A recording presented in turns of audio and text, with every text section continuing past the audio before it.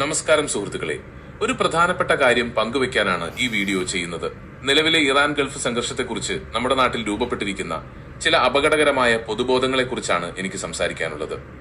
നമ്മുടെ social media പേജുകളിലും channel ചർച്ചകളിലും ഇന്ന് ഇറാന്റെ സൈനിക നീക്കങ്ങളെ വലിയൊരു വിപ്ലവമായി ആഘോഷിക്കുന്നത് കാണാം.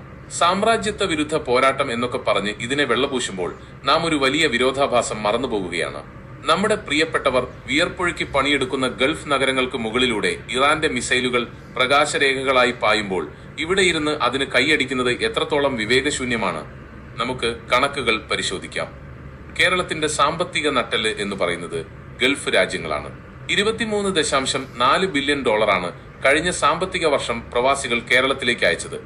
ഇത് നമ്മുടെ സർക്കാരിന്റെ നികുതി വരുമാനത്തിന്റെ ഇരട്ടിയിലധികമാണ്. UAE-യിൽ മാത്രം 8.5 ലക്ഷം മലയാളികളുണ്ട്. സൗദിയിലും ഖത്തറിലും കുവൈത്തിലുമായി ലക്ഷക്കണക്കിന് പേർ വേറെയും. നമ്മുടെ വീടുകളും സ്കൂളുകളും ആശുപത്രികളും പടുത്തുയർത്തിയത് ഈ രാജ്യങ്ങളിൽ നിന്നുള്ള ശമ്പളം കൊണ്ടാണ്. എന്നാൽ ഇന്ന് ഇറാൻ ലക്ഷ്യം വെക്കുന്നത് ഇസ്രായേലിനെയോ അമേരിക്കയെയോ മാത്രമല്ല, മറിച്ച് ഖത്തറിലെ റാസ് ലഫാൻ LNG പ്ലാന്റും കുവൈത്തിലെ മിന അൽ അഹമ്മദി റിഫൈനറിയും UAE-യിലെ ജബൽ അലി തുറമുഖവുമാണ്. ഇവയൊന്നും വെറും സൈനിക കേന്ദ്രങ്ങളല്ല, മറിച്ച് മലയാളികൾ ജോലി ചെയ്യുന്ന ഇടങ്ങളാണ്. ഖത്തറിലെ ഒരു ഗ്യാസ് പ്ലാന്റ് തകരുമ്പോൾ അത് കേവലം ഒരു വാർത്തയല്ല, മറിച്ച് അവിടെ ജോലി ചെയ്യുന്ന ആയിരക്കണക്കിന് മലയാളികളുടെ ഉപജീവനമാണ് ഇല്ലാതാകുന്നത്. ഗൾഫ് രാജ്യങ്ങൾ ഈ ആക്രമണങ്ങളെ വിശ്വാസവഞ്ചന എന്നും ഭീകരാക്രമണം എന്നുമാണ് വിശേഷിപ്പിച്ചത്. അവർ യുദ്ധത്തിൽ ഭാഗമാകാതെ പരമാവധി സംയമനം പാലിക്കാൻ ശ്രമിക്കുമ്പോഴും ഇറാൻ ബോധപൂർവം ഈ രാജ്യങ്ങളിലെ ഊർജ്ജ നിലയങ്ങളെയും അടിസ്ഥാന സൗകര്യങ്ങളെയും തകർക്കുമെന്ന് പരസ്യമായി ഭീഷണിപ്പെടുത്തുകയാണ്. നമ്മുടെ രാഷ്ട്രീയ നേതൃത്വവും മാധ്യമങ്ങളും അമേരിക്കൻ വിരുദ്ധതയുടെ പേരിൽ ഇറാന്റെ ഈ അധിനിവേശത്തെ ആഘോഷിക്കുമ്പോൾ അവർ കാണാതെ പോകുന്നത് നമ്മുടെ നാടിനെ താങ്ങി നിർത്തുന്ന ആ കൈകളെയാണ്.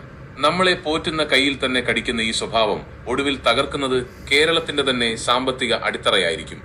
ഇറാന്റെ ഭാഗത്തെ വേദനകൾ കാണുമ്പോഴും ലക്ഷക്കണക്കിന് മലയാളികളുടെ ജീവിതം പണയപ്പെടുത്തിക്കൊണ്ടുള്ള ഈ ഏകപക്ഷീയമായ ആവേശം അങ്ങേയറ്റം അപകടകരമാണ്. സത്യത്തിന്റെ മറുപുറം കൂടി നാം തിരിച്ചറിയേണ്ടതുണ്ട്. വികാരത്തിനപ്പുറം വിവേകത്തോടെ ചിന്തിക്കാൻ നമ്മൾ തയ്യാറാകണം.